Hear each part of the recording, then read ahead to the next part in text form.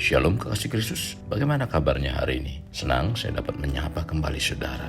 Doa dan harapan saya, kita semua tetap setia dalam mengiring Tuhan. Sekarang sudah waktunya kita mengenal Tuhan dengan sungguh-sungguh. Mari kita berdoa. Bapa Surgawi, hari ini kami kembali mendengarkan kebenaran firman-Mu melalui renungan ini. Tuhan, berfirmanlah untuk kami agar firman Tuhan memberikan pencerahan, mengarahkan iman rohani kami semakin terarah di dalam Engkau. Bahkan kami menjadi pribadi yang lebih sungguh-sungguh dalam mengiring Engkau, Tuhan. Terima kasih buat kesempatan ini. Maka dari itu Tuhan, kami mau buka hati dan pikiran kami agar terus diisi dengan kebenaran firman-Mu. Tuhan, mampukan kami, kuatkan kami untuk kami dapat melaksanakannya. Bukan hanya sekedar tahu akan kebenaran firman-Mu, tetapi kami mampu melakukannya. Dan kami menjadi pribadi-pribadi yang menyenangkan Tuhan. Saat ini Tuhan, kami siapkan hati dan pikiran kami untuk terus diisi dengan kebenaran firman-Mu. Dalam nama Tuhan Yesus kami berdoa. Amin. Melekat dalam Tuhan bertema sungguh-sungguh. Firman Tuhan terdapat dalam Titus 2 ayat 7. Demikian firman-Nya. Dan jadikanlah dirimu sendiri suatu teladan dalam berbuat baik. Hendaklah engkau jujur dan bersungguh-sungguh dalam pengajaranmu. Kekasih Kristus, untuk kita dapat menjadi pribadi yang mampu menghadapi setiap masalah dan hidup kita dapat melampaui keadaan, hendaknya kita harus menjalani hidup dalam mengiring Tuhan dengan sungguh-sungguh. Kata sungguh-sungguh berarti melakukan dengan sepenuh hati, tidak asal-asalan atau main-main. Sehubungan dengan sungguh-sungguh, Rasul Petrus mengingatkan kita tentang mengiring Tuhan harus dengan sungguh-sungguh untuk saling mengasihi. Mengasihi seorang akan yang lain sebab kasih menutupi segalanya. Tercatat dalam 1 Petrus 2 ayat 22 dan pasal 4 ayat 8. Pengertian sungguh-sungguh memberikan pengertian tidak ada kata setengah-setengah dalam menjalani pengiringan dan panggilan dalam Tuhan atau dalam menjalani kehidupan kekristenan. Kalau kita bisa menjadi orang-orang percaya atau anak-anak Allah, itu semua bukan karena usaha kita, tetapi Allah yang sudah memanggil dan memilih kita. Tercatat dalam Yohanes 15 ayat 16. Panggilan kita dalam mengiring Tuhan tidak bisa dibeli. Panggilan kita dalam mengiring Tuhan adalah kasih karunia dan tidak semua orang mendapat panggilan dalam mengiring Tuhan. Kesungguhan dalam mengiring dan melayani Tuhan telah ditunjukkan oleh Epafroditus, adalah seorang anggota jemaat Kristen Makedonia dari Filipi.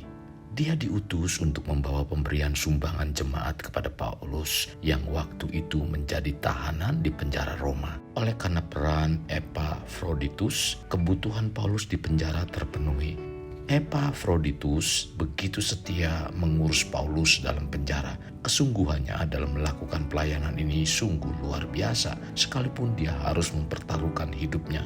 Perjalanan yang harus dia tempuh dari Filipi ke Roma bukanlah perkara mudah. Belum lagi dia harus mengurus Paulus di penjara. Hal ini membuat dia jatuh sakit, bahkan dikatakan nyaris mati. Paulus memandang bahwa apa yang dilakukan oleh Epafroditus kepadanya selama berada di penjara adalah suatu pekerjaan mulia yang patut diteladani dan dihargai oleh jemaat ketika ia kembali. Epafroditus telah menunjukkan kesungguhan, tanggung jawab, dan kesetiaan dalam melayani Tuhan karena Tuhan berkenan kepada orang-orang yang setia. Kesetiaan dimulai dari hal-hal kecil yang diwujudkan melalui sikap yang dapat dipercaya, yang bertanggung jawab, bekerja keras, dan menghasilkan buah. Kekasih, sebagai orang Kristen, mari tunjukkan bahwa kita adalah orang-orang yang mengasihi Tuhan dan mau sungguh-sungguh melayani Tuhan, sekalipun harus mempertaruhkan hidup kita. Melalui hal ini dapat tunjukkan bahwa kita adalah orang-orang yang dapat dipercaya, yang bertanggung jawab bukan hanya dengan perkataan saja, tetapi secara nyata dapat dilihat dengan bekerja keras. Kekasih, menaruh sikap percaya tidak mudah, maka dalam kehidupan kepercayaan merupakan aset yang paling penting.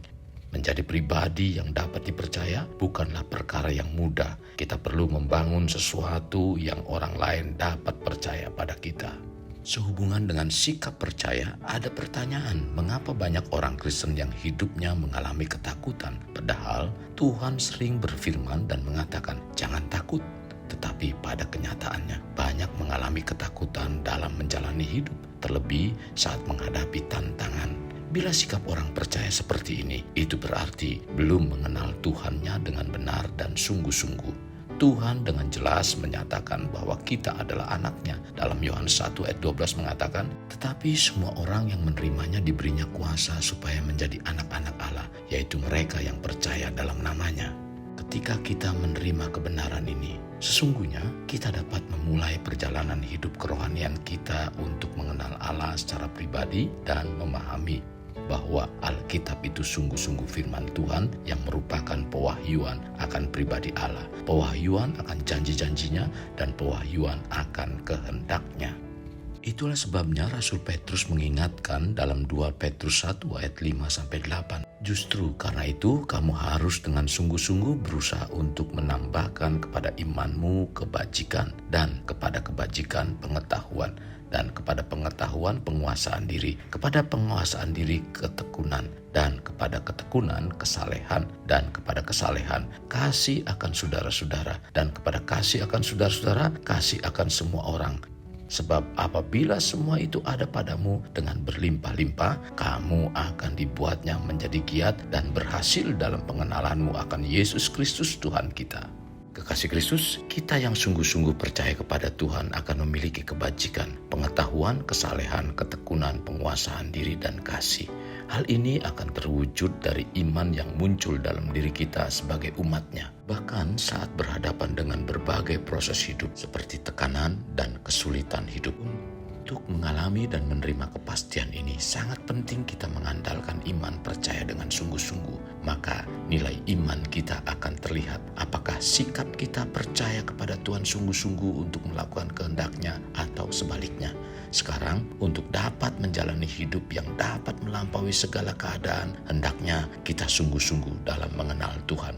Kekasih Kristus, mari kita alami terobosan hidup untuk mengalaminya. Mulailah dengan mengenal prinsip-prinsip kerajaan Allah serta menjadi warga kerajaan. Mari kita berdoa.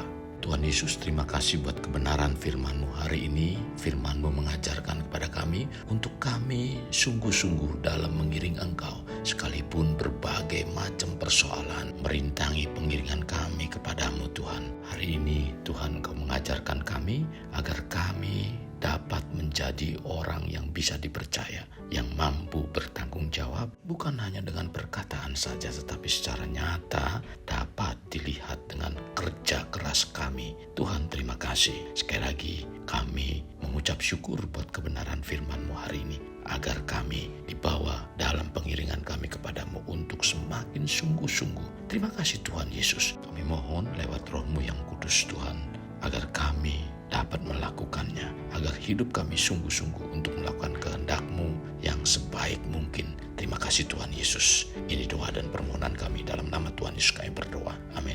Kasih Kristus, mari kita akhiri dengan mengedahkan kedua tangan kita.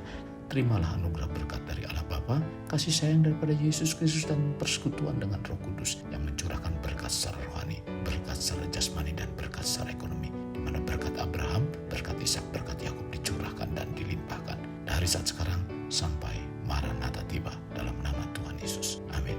Sampai jumpa di renungan berikutnya. Tuhan Yesus memberkati. Jangan lupa like, share, dan subscribe.